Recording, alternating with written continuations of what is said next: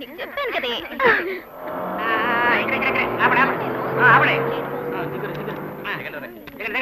రండి వాంచండి త్వరగా.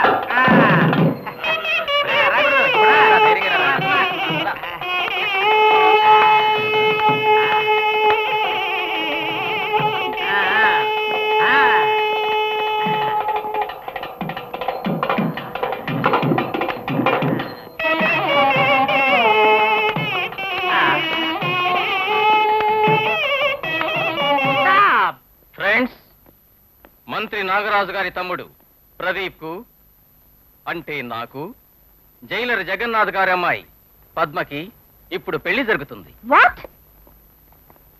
మీరందరూ మమ్మల్ని ఆశీర్వదించాలి. భజంత్రీలు భజంత్రీలు.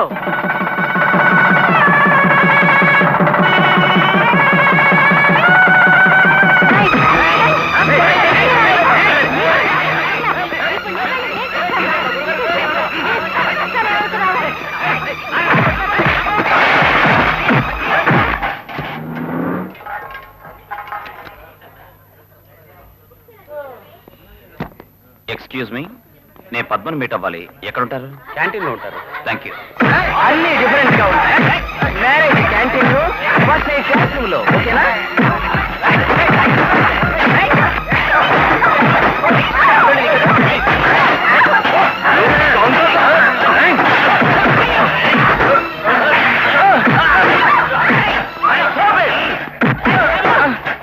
ఏమిటి ఇక్కడ గొడవ?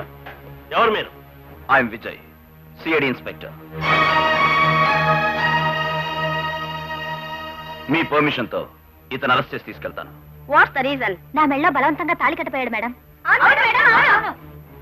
You take him. రారా. నేనెవరో నీకు తెలియదు. పదరా. ఇప్పుడు నీకేం పనయ్యా? ఏం లేదండి. ఆయన దగ్గర 2 రూపాయలు తీసుకుని సెలవును పోయి గొరించుకురా. అయ్యా అది కాదండి. మాట్లాడకయ్యా. మా తమ్ముడిని ఏ కుక్క వచ్చి పట్టుకుపోయింది? మీకు సిగ్గు శరం లేదు? బొమ్మలా నిల్చున్నారే. సార్, ఆఫీసర్ గారు వచ్చారు. నాకు తెలుసయ్యా. నేను గుడ్డోనా? చెప్పొచ్చాడు. రావయ్యా రా. ఊళ్ళో ఎక్కడెక్కడ ఏం జరుగుతుందో తెలుసుకోరంటయ్యా. ప్రమోషన్ కావాలంటే మాత్రం మంత్రి గారి దగ్గర పరిగెత్తుకొస్తారు. గవర్నమెంటే మీకు జీతాలు ఇవ్వడాలా. నేను అప్పుడప్పుడు సంథింగ్ కొడుతున్నా తెలుసుగా. మా పనులు కొంచెం చేయండి. ఏం జరిగిందో చెప్తే ఆడించేస్తావు. మీ డిపార్ట్మెంట్ వాళ్ళు నా తమ్ముడిని అరెస్ట్ చేసి తీసుకుపోయాడు. చెప్పాను, ఏం చేస్తావయ్యా? ఆ దరిద్రం ఇవ్వు. టెలిఫోన్ ఇవ్వయ్యా. ఎవరితో మాట్లాడు. Yes sir, good morning sir. Sir, వీరు మంత్రి గారి తమ్ముడిని మీరు చెప్తారని నాకు తెలిసింది సార్. Okay sir. సారీ సార్, ఈయన తీసుకుని వెంటనే మంత్రి గారికి వచ్చేస్తాను సార్. ఏంటి ప్రదీప్ సార్, మీరు మంత్రి గారి తమ్ముడు నాకు ముందే చెప్పొచ్చుగా? ఏమయ్యా, ఈయన మంత్రి గారి తమ్ముడు నాకు ముందే చెప్పొచ్చుగా? Sorry sir. సార్ రండి సార్. సార్, ఈ హాట్ డ్రింక్స్ ఏమైనా పుచ్చుకుంటారా? స్కాచ్ ఉంది సార్. నాకు తెలిసిన స్థలంలో ఉంది సార్. రండి సార్. విజయ్, నన్ను అరెస్ట్ చేసి పోలీస్ స్టేషన్కి తీసుకొచ్చిన విషయం ఎవరితోటి చెప్పకండి. మీరు మనసులో ఉంచుకోండి. సార్, ఈ ప్లేస్ మీకు నచ్చిందా? పోలీస్ స్టేషన్ కంటే ఇదే బెటర్. సార్, మీకు స్కాచ్ కావాలని చెప్పారుగా? విజయ్, రైట్. ఇదే స్కాచ్.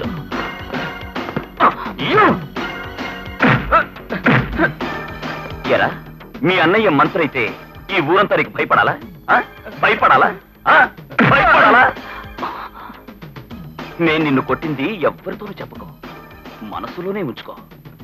కాలేజీలో ఏం జరిగిందని రేపు కోర్టులో అడిగితే ఏం చెప్తారా? సార్, కాలేజ్ క్యాంటీన్ లో నాకు బలవంతంగా తాళి కట్టాలని ప్రయత్నించాడు.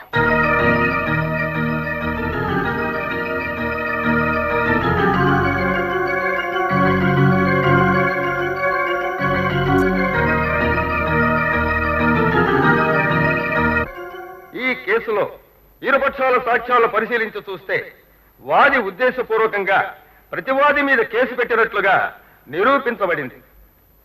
నేరం ఆరోపింపబడిన విద్యార్థి ప్రదీప్ సంఘటన జరిగిన రోజు కాలేజీకి రాలేదు. అతను ఆ రోజు కాలేజీకి లీవ్ లెటర్ ఇచ్చాడనడానికి కావలసిన ఆధారాలు దొరికినాయి. వాది తరఫున సంఘటన జరిగినట్లు సరైన సాక్ష్యాలు లేనందువల్ల కోర్టు పద్మ పెట్టిన కేసును కొట్టేస్తుంది. వాది ప్రతివాదులిద్దరూ లా కాలేజీ విద్యార్థులైన కారణం వల్ల ఇటువంటి విషయాల్లో కల్పించుకోకూడదని కఠినంగా హెచ్చరిస్తూ ఈ న్యాయస్థానం తీర్పిస్తోంది. జరిగిన దానికి ఊరికే బాధపడి లాభం లేదు. అధికారం వాళ్ళ చేతుల్లో ఉన్నంత వరకు వాళ్ళు ఇష్టం వచ్చినట్టు చెయ్యొచ్చు. మంచివాడిని నేరస్తుని చెయ్యొచ్చు, హంతకుణ్ణి ఉత్తముణ్ణి చెయ్యొచ్చు. ఎందరో దొంగలు బయట దొరబాబుల్లా తిరుగుతున్నారు. చట్టం వాళ్ళని ఏమీ చేయలేకపోవచ్చు, కానీ దేవుడు మాత్రం క్షమించడు. నేను దాన్ని వదిలిపెట్టాను. ఆ రోజు శిక్ష లేకుండా మీరు నన్ను కాపాడారు. 10 మందిలో నాకు జరిగిన అవమానానికి పరిహారంగా నేను దాన్ని పెళ్లి చేసుకోవాలి. రేయ్, నేను నీ దగ్గర లంచం తీసుకోకుండా లా చదివించాను. నువ్వేంట్రా అంటే లక్ష్యమే లేకుండా దాని వెనకాల రౌండ్లు కొడుతున్నావు. ఇప్పుడు తొందరే ఉందిరా పెళ్లికి. ఇంకా జీవితంలో అనుభవించాల్సినవి ఎన్నో ఉన్నాయి. దాని శరీరం అనుభవించడం కోసమైనా దాని మెళ్ళో నేను తాళి కట్టాలి. ఇది మంచి లక్ష్యమే. తప్పకుండా నువ్వు తాళి కట్టాల్సిందే. అడ్డమైన వాళ్ళు తాళి కట్టాలని అల్లాడుతున్నారు. దీనికి ఎవరు కారణం? మీరే. ఒక పెళ్లి కొడుకును ముందే చూసి పద్మముడు వీడేనని నిర్ణయించుంటే. నేనొక నిర్ణయానికి వచ్చాను. జైలర్ కూతురిని నీ భార్యగా ఇంటికి నేను తీసుకొస్తా. కొన్నాళ్ళు కాపురం చేసి వదిలేయి. పద్మ, నీ మనసును అర్థం చేసుకునే భర్త నీకు రావాలి. తొందరపడి నేను ఏదో సంబంధం చూస్తే నా లైఫ్ మా నాన్న స్పాయిల్ చేశాడని నువ్వు బాధపడతావు కదా. నా పెళ్లికంత తొందరే ఉంది నాన్న.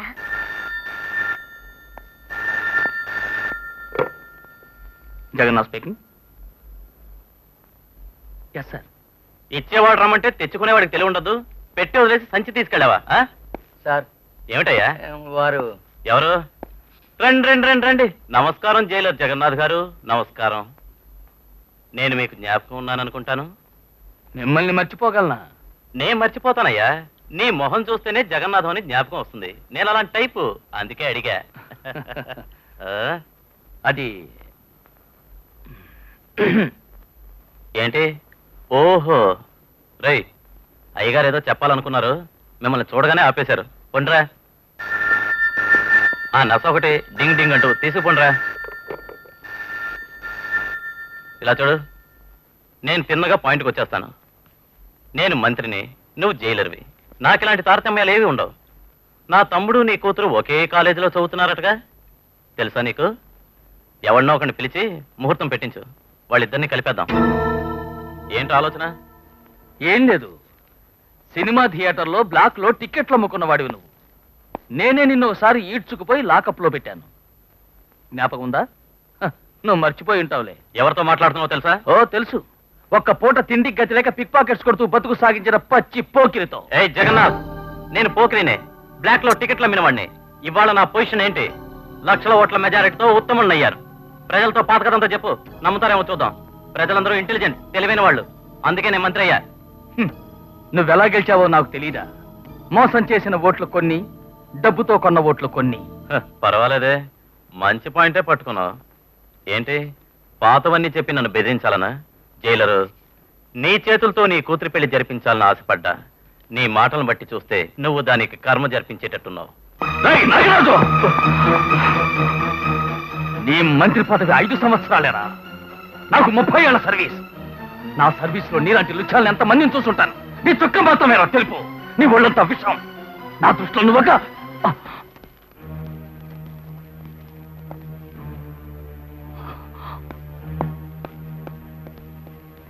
ఏంటది? ముఖ్యమైన ఫైలు. చెత్తబొట్ల పారే. సార్, తీసుకో.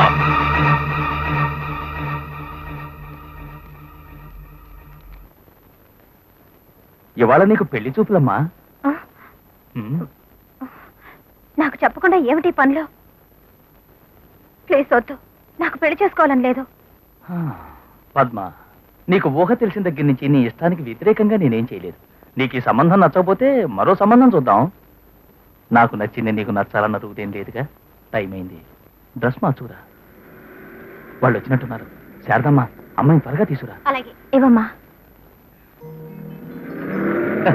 నమస్కారం. నమస్కారం. రండి సార్. నమస్కారం. నమస్కారం అమ్మా. రండి రండమ్మా.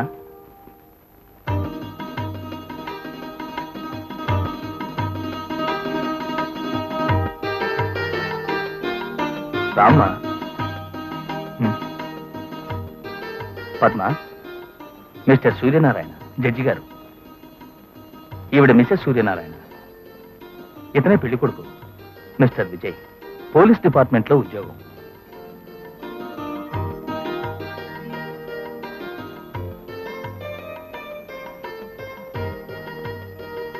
ఏం విజయ్, నచ్చిందా? నచ్చింది. నేను అమ్మాయితో కొంచెం మాట్లాడాలి. మీ అమ్మాయితో కొంచెం మాట్లాడారట. Oh yes, no objection. పోమ్మా.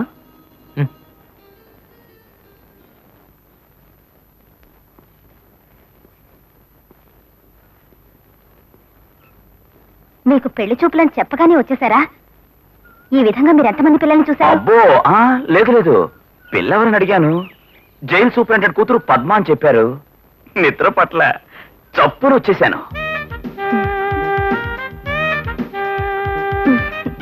ఏం పద్మ, నా మీద నీకు నమ్మకం లేదా? అవును, మనం ముహూర్తం ఎప్పుడు పెట్టిద్దాం? పద్మ లాయర్ కావాలని ఆశపడుతోంది. అంచేత స్టడీస్ పూర్తయిపోయాక లగ్నం పెట్టుకుందాం. ఓఎస్. ఏమ్మా, ఈ పెళ్లి కొడుకు అబ్జెక్షన్ లేదుగా? పర్వాలేదు, అడ్జస్ట్ అయిపోతాను. ఆ జైలర్ కొంచెం ఒళ్ళు బలిసింది, అందుకే నన్ను ఎదిరించాడు. వాడి కూతురు నిన్ను అవమానించింది. వాడిని దెబ్బతీయటానికి సబ్ జైలర్ ద్వారా నేను కొంచెం గోల్మాల్ చేస్తాను. నాకు అర్థం కాలే. కాదురా, అయితే నువ్వు మంత్రి అవుతావు. ఉండు, నువ్వు పని చేయి. నాకు కావాల్సిన ముగ్గురిని, మరో ఇంకా ఇద్దరిని జైల్లోంచి తప్పించేయి. సార్, తలుపు తెరిస్తే చాలు వాళ్ళే పారిపోతారు. అయ్యో. ఏంటయ్యో, నేరం జైలర్ జగన్నాథ్ మీద తోసేద్దాం. సార్, నా సంగతి. నీ పని నేను చూస్తాను. వాడుండగా నీకు ప్రమోషన్ రాదు. ఒక ప్రభుత్వ అధికారి అక్రమాలు పెద్ద అక్షరాలతో పేపర్లో వేస్తారు. ఓకే, చాలా బాగుంది సార్. చూస్తూ ఉండు. పోను పోను ఇంకా బాగుంటుంది. ముందు వాడి ఉద్యోగం ఊడాలి. ఆ తర్వాత నన్ను అవమానించిన వాడు వాడి కూతురు ఊరు వదిలిపోవాలి.